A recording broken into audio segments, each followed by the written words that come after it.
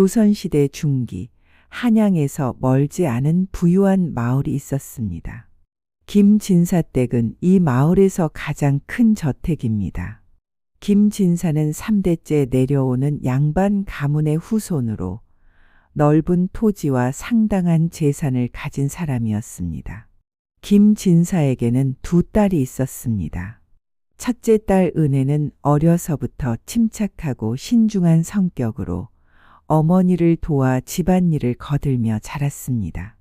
은혜는 화려한 것보다는 소박한 것을 좋아했고 책을 읽고 자수를 놓는 것을 즐겼습니다. 무엇보다 은혜는 검소함을 미덕으로 여겼습니다. 언니, 그 치마 또 입어? 작년에도 입었잖아. 그럼 어때? 아직 멀쩡한데.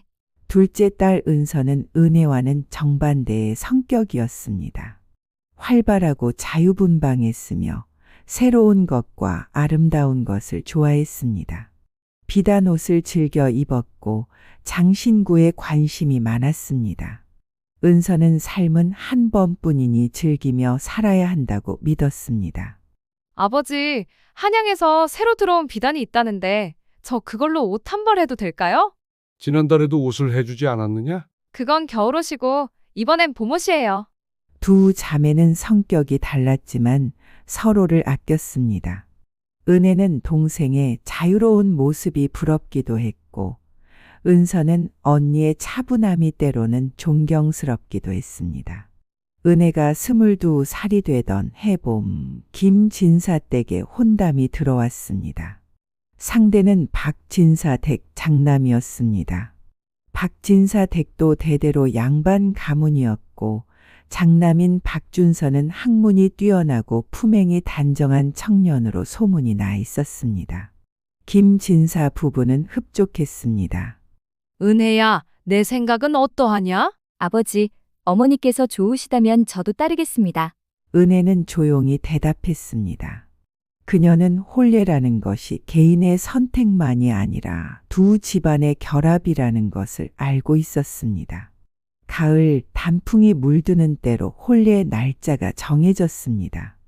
혼례의 준비가 시작되었습니다. 어머니는 은혜에게 물었습니다. 은혜야, 혼례 때 입을 원삼은 어떤 것으로 하겠니? 한양에서 최고급 비단을 구해올 수도 있단다. 어머니, 그럴 필요 없으셔요. 외할머니께서 물려주신 원삼이 있지 않습니까? 그것으로 충분합니다. 그건 이미 30년이 훨씬 넘은 옷이란다. 외할머니의 원삼은 정성스럽게 만들어진 것이고 아직도 새 것처럼 느껴집니다. 그것을 입으면 외할머니의 마음까지 이어받는 것 같아서 더 좋을 것 같습니다. 은혜의 말에 어머니는 감동했습니다.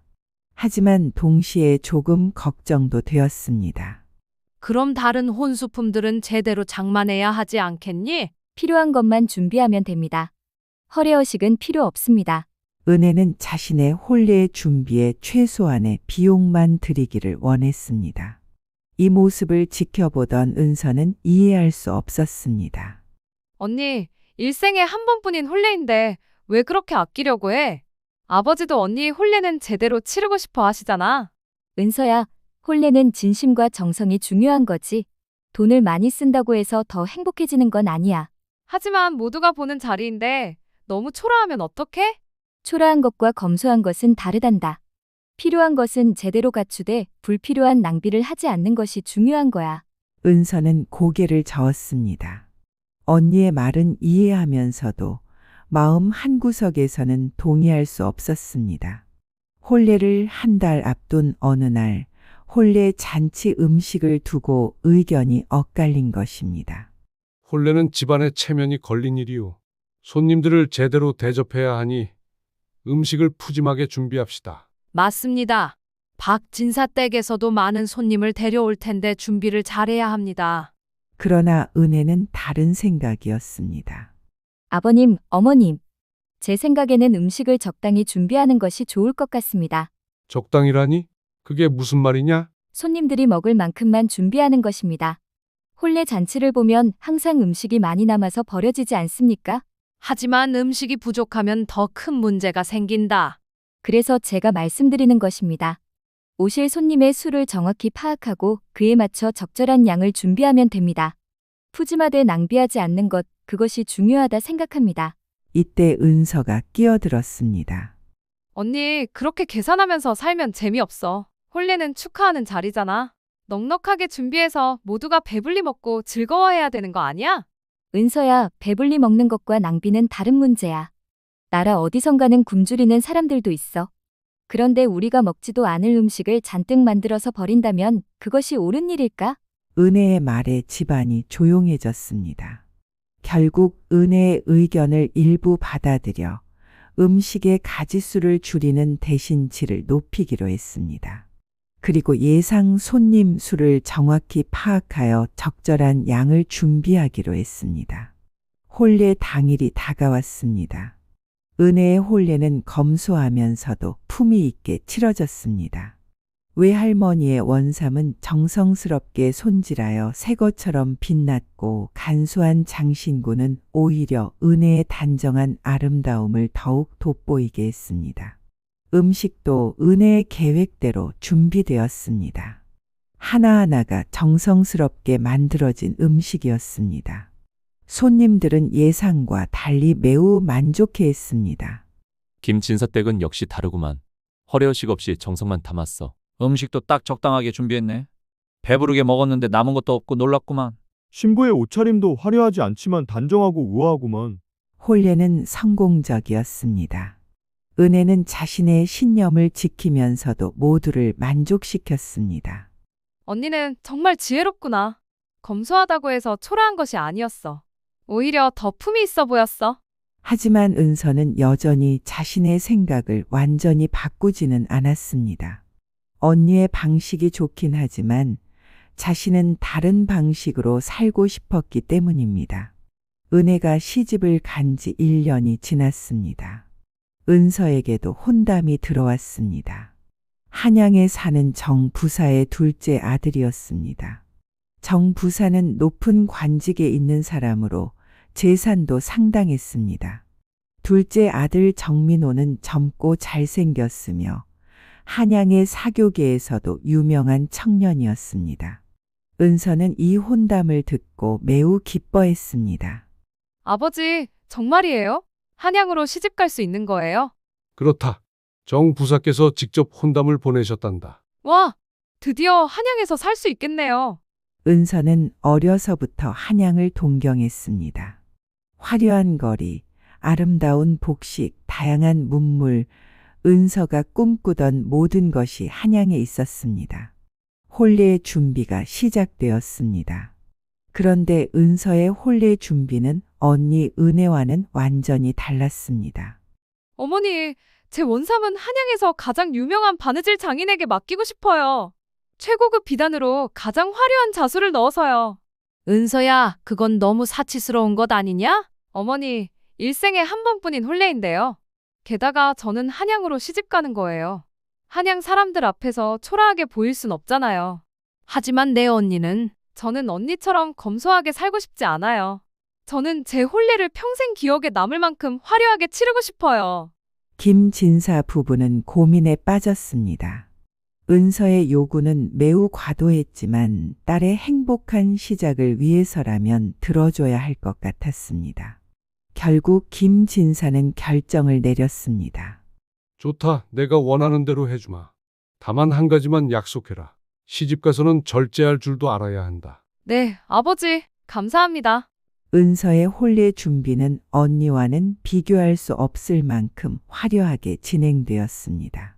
한양에서 최고급 비단을 구해왔고 유명한 장인에게 원삼을 맡겼습니다. 금실과 은실로 화려한 자수를 놓았고 귀한 보석으로 장식한 장신구들을 준비했습니다. 혼수품도 비단 이불, 자개장, 화려한 그릇들, 온갖 귀한 물건들이 준비되었습니다.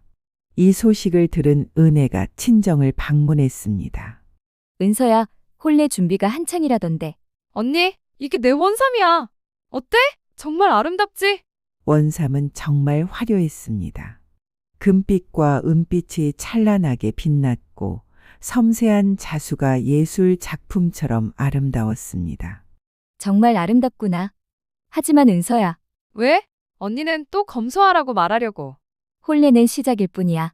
그 이후의 삶이 더 중요해. 너에게 부담이 될 수도 있어. 언니는 항상 그런 식으로 말해. 나는 내 방식대로 살고 싶어. 화려하고 즐겁게. 은혜는 더는 말하지 않았습니다. 동생도 이제 어른이고 스스로 선택할 권리가 있었기 때문입니다. 은서의 혼례를 한 달 앞두고 또 다른 논쟁이 벌어졌습니다. 이번에는 혼례의 잔치의 규모였습니다. 아버지, 제 혼례 잔치는 크게 열고 싶어요. 마을 사람들뿐만 아니라 한양의 친척들과 정부사 댁의 손님들까지 최소한 300명은 초대하고 싶어요. 300명? 그건 너무 많지 않느냐? 아버지, 정부사 댁은 한양에서도 부유한 집안이에요. 그쪽에서 오는 손님들도 많을 거고 우리도 체면을 지켜야 하지 않겠어요? 어머니가 걱정스럽게 말했습니다. 은서야, 300명이면 음식 준비도 엄청나게 해야 해. 그리고 비용도. 어머니, 제 혼례는 일생에 한 번뿐이에요. 모두에게 보여주고 싶어요. 김진사는 한숨을 쉬었습니다. 은서야, 혼례는 자랑하는 자리가 아니란다. 알아요, 아버지. 하지만 저는 제 인생에서 가장 빛나는 순간을 만들고 싶어요. 혼인하고 사람들이 기억해주길 바라요. 결국 은서의 고집을 꺾을 수 없었고 큰 규모의 혼례 잔치를 준비하기로 했습니다. 이 소식을 들은 은혜가 다시 친정을 찾았습니다. 은혜는 은서를 찾았습니다. 은서야, 내 혼례 이야기 들었어. 언니도 반대하려고? 반대하는 게 아니야. 다만 걱정이 되어서. 너무 큰 규모의 잔치는 여러 문제를 일으킬 수 있어. 무슨 문제? 300명을 위한 음식을 준비하면 엄청난 양이 남을 거야. 그리고 아버지의 재정 부담이야. 아무리 우리 집안이 넉넉하다고 해도 그런 큰 잔치는 상당한 비용이 들어. 언니는 항상 그래. 돈 걱정, 낭비 걱정. 그런 걱정만 하면서 살면 인생이 재미없어. 은서야, 나는 내가 불행해지길 바라는 게 아니야. 오히려 내가 진정으로 행복하기를 바라는 거야. 언니, 내일은 내가 알아서 할게. 언니는 언니 방식대로 살고 나는 내 방식대로 살 거야. 은혜는 마음 한구석이 무거웠지만 더는 말할 수 없었습니다. 혼례 준비는 계속되었습니다. 300명을 위한 음식이 준비되었습니다. 온갖 진귀한 재료들이 사용되었고 소 3마리, 돼지 5마리, 닭 수십 마리가 잡혔고 각종 나물과 전, 떡과 과일이 산더미처럼 쌓였습니다. 혼례 당일이 밝았습니다. 은서의 모습은 정말 눈부셨습니다. 화려한 원삼을 입고 귀한 보석으로 치장한 그녀는 아름다웠습니다. 혼례 잔치가 시작되었습니다. 그런데 문제가 생겼습니다. 예상했던 300명의 손님들이 오지 않은 것입니다. 한양에서 오기로 했던 손님들이 많은 이유로 참석하지 못했고 마을 사람 중에도 다른 일정이 있어서 불참한 사람들이 많았습니다. 결국 실제로 온 손님은 절반 정도였습니다. 잔치가 끝난 후 엄청난 양의 음식이 남았습니다. 이 많은 음식을 어떻게 하지? 어머니가 걱정스럽게 말했습니다. 김진사는 마을 사람들에게 남은 음식을 나눠주었지만 결국엔 많은 양이 결국 버려질 수밖에 없었습니다. 은서는 자신의 원하는 혼례를 치렀지만 왠지 마음 한구석이 무거웠습니다. 은서가 한양으로 시집을 간 후 몇 달이 지났습니다. 은혜는 동생이 잘 지내는지 궁금해 한양으로 동생을 찾아갔습니다. 정부사댁은 정말 화려했습니다. 큰 기와집에 넓은 정원 그리고 여러 명의 하인들. 은서가 꿈꾸던 삶이었습니다. 언니? 은서가 반갑게 맞이했습니다. 하지만 그녀의 얼굴에는 피곤한 기색이 역력했습니다. 은서야, 괜찮아? 얼굴이 좋지 않아 보이는데. 괜찮아. 그냥 적응하는 게 좀 힘들어서. 두 자매는 조용한 방에 앉아 이야기를 나누었습니다. 언니, 한양의 생활이 생각보다 훨씬 복잡해? 시어머니는 매우 까다로우신 분이고 여러 규칙들이 있어. 그리고 돈이 너무 많이 들어. 한양은 모든 게 비싸. 옷도, 음식도, 심지어 하인들에게 주는 상도 비싸. 시댁에서 주는 생활비로는 부족해서 친정에서 가져온 혼수품을 팔기 시작했어. 은혜는 놀랐습니다. 벌써 혼수품을 팔았다고. 어쩔 수 없었어. 한양의 사교계에서는 늘 새로운 옷을 입고 좋은 선물을 나눠야 해. 그렇게 하지 않으면 무시당해. 나는 부사댁의 며느리로서 체면을 지켜야 하잖아. 은혜는 동생의 손을 잡았습니다. 은서야, 체면이 그렇게 중요할까? 내 자신이 행복한 게 더 중요하지 않을까? 하지만 언니, 나는 화려한 삶을 원했어. 그런데 막상 살아보니 그 화려함을 유지하는 게 이렇게 힘든 줄 몰랐어. 지금처럼 검소함을 모르면 집안 살림이 계속 어려워질 거야. 은서는 고개를 숙였습니다.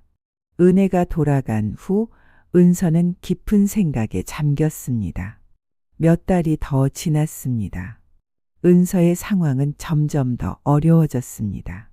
친정에서 가져온 혼수품들을 모두 팔아버렸고 그럼에도 생활비는 부족했습니다. 시어머니의 잔소리도 심해졌습니다. 아가 또 새 옷을 맞췄다면서? 지난달에도 옷을 했는데 어머님, 한양에서는 계절마다 새 옷을. 그런 헛된 풍습을 따라서 무엇하겠니? 우리 집안은 대대로 검소함을 미덕으로 삼아왔다. 어느 날 은서는 친정에 편지를 보냈습니다. 아버지, 어머니, 저를 도와주세요. 생활비가 부족합니다. 김진사는 딸을 위해 돈을 보냈지만 오래가지 못했습니다. 결국 은서는 다시 언니를 찾아갔습니다. 은혜의 집은 은서의 시댁처럼 크거나 화려하지 않았습니다.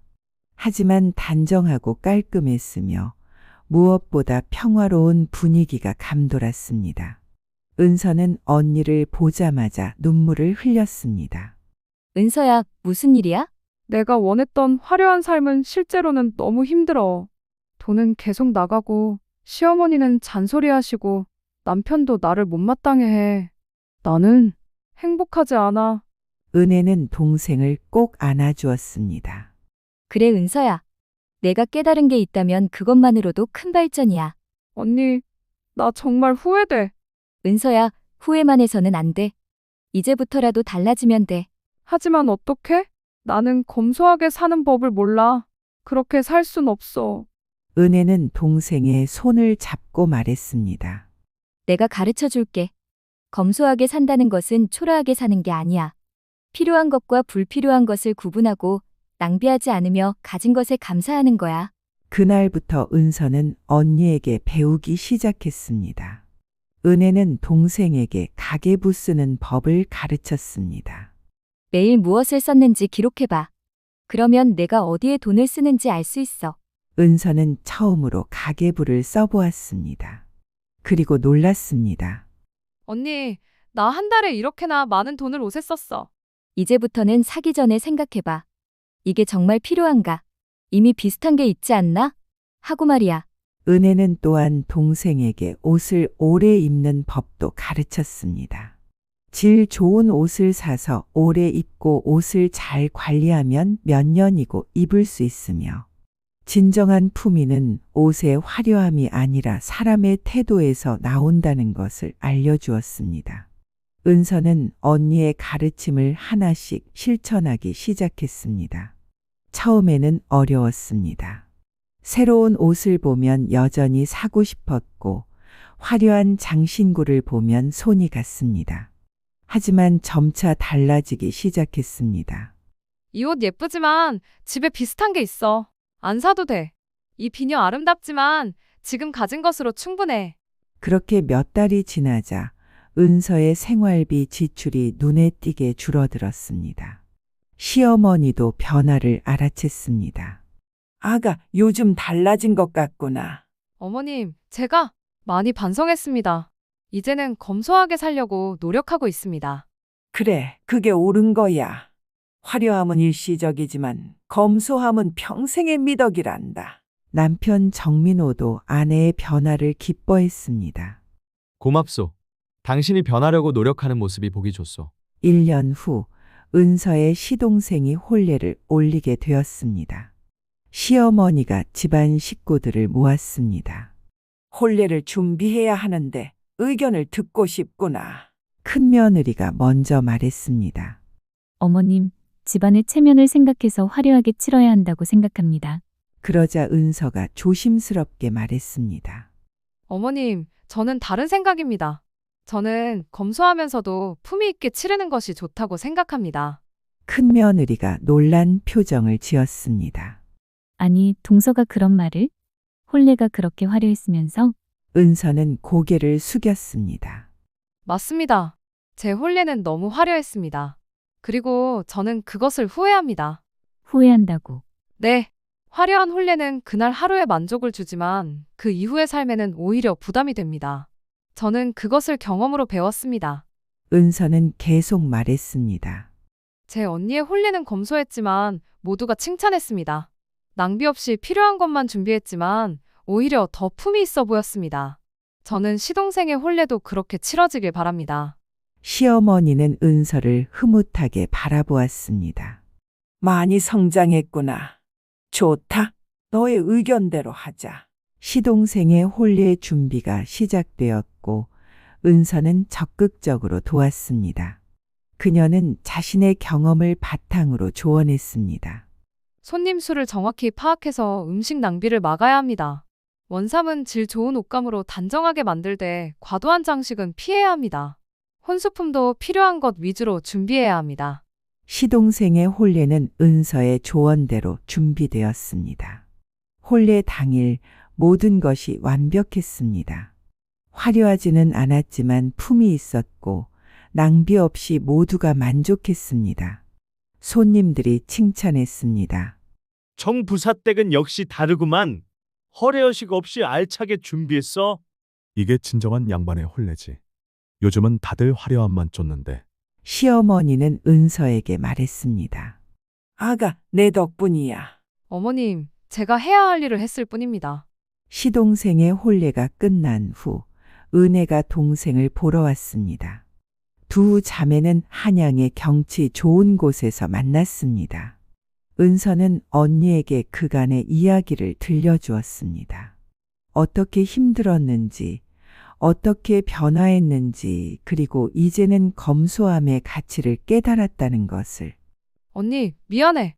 예전에 언니 말을 듣지 않아서. 내가 스스로 깨달은 게 더 중요해. 언니, 나 이제 알 것 같아. 진정한 행복은 화려함에 있지 않다는 것을. 그리고 검소함이 초라함이 아니라는 것을. 은혜는 동생의 손을 잡았습니다. 나도 너무 경직되어 있었어. 검소함만 강조하면서 내가 원하는 것을 무시했어. 사실 삶에는 균형이 필요해. 검소하되 때로는 즐길 줄도 알아야 하고 절제하되 때로는 자유로울 줄도 알아야 해. 우리 둘 다 배운 거야. 나는 너에게서 자유로움과 즐거움을, 너는 나에게서 검소함과 절제를 배웠어. 두 자매는 서로를 꼭 안았습니다. 몇 년이 지났습니다. 은혜와 은서는 각자의 삶을 잘 살아가고 있었습니다. 은혜는 여전히 검소한 삶을 살았지만 이제는 가끔 자신을 위한 작은 사치도 즐겼습니다. 좋아하는 차를 사거나 아름다운 꽃을 사서 집을 장식하기도 했습니다. 은서는 검소함을 배웠지만 완전히 자신의 본성을 억누르지는 않았습니다. 필요한 곳에는 돈을 쓰되 낭비하지 않는 법을 알게 되었습니다. 그리고 화려함보다는 품위를 추구하게 되었습니다. 두 자매는 자주 만나 서로의 삶을 나누었습니다. 어느 날 두 자매는 친정을 방문했습니다.